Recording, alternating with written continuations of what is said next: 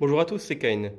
Donc on se retrouve pour une nouvelle vidéo, donc Dragon Ball Z, une review que j'avais déjà faite sur la Masterpiece de Bandai, donc figurine Goku Légende, donc combat contre Freezer, première transformation.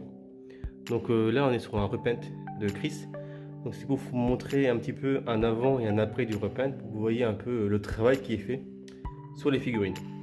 Donc déjà je vous fais une vue d'ensemble et après je vous compare effectivement avant repaint et après repaint.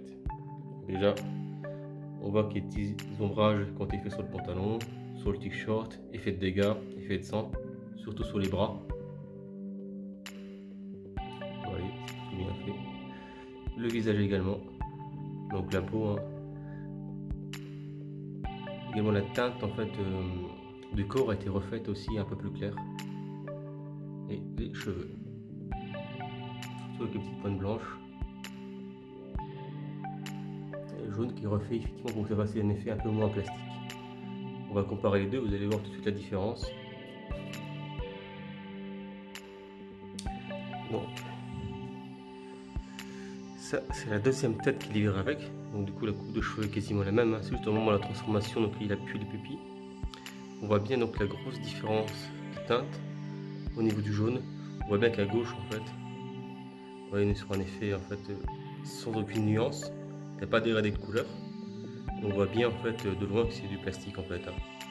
Alors que là, quand Chris retravaille effectivement la teinte, on a un jaune qui est comme plus propre avec des dégradés de couleur, des nuances, des effets de blanc, un petit dégradé. Donc du coup en fait de loin, on a un effet beaucoup moins plastique au niveau de la figurine, hein.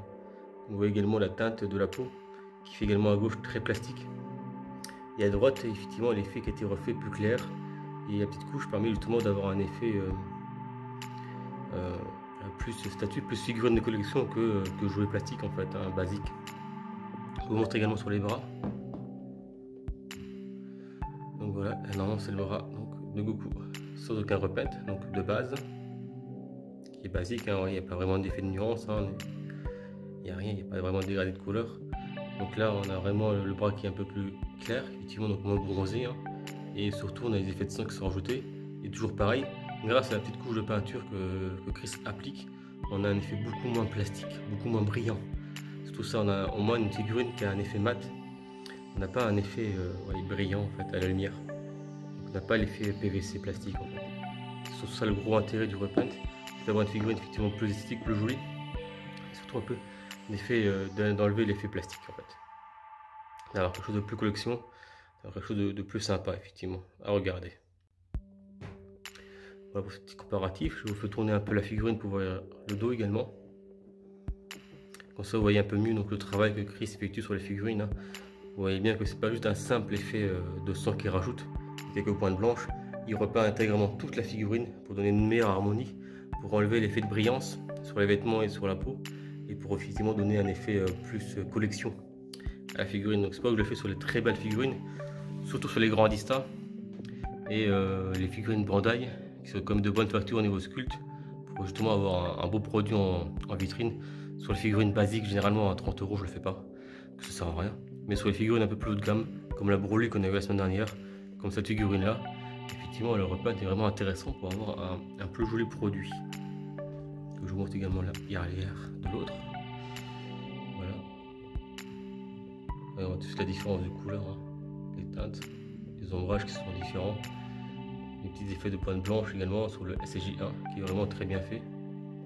Voilà, on est sur un beau rendu, sur un bon repaint. Surtout qu'en plus Chris ne demande vraiment pas un prix exorbitant. Vu la qualité de travail qui est fait dessus, quand même, il passe quand même des heures sur les figurines. Et on est vraiment sur des tarifs très intéressants.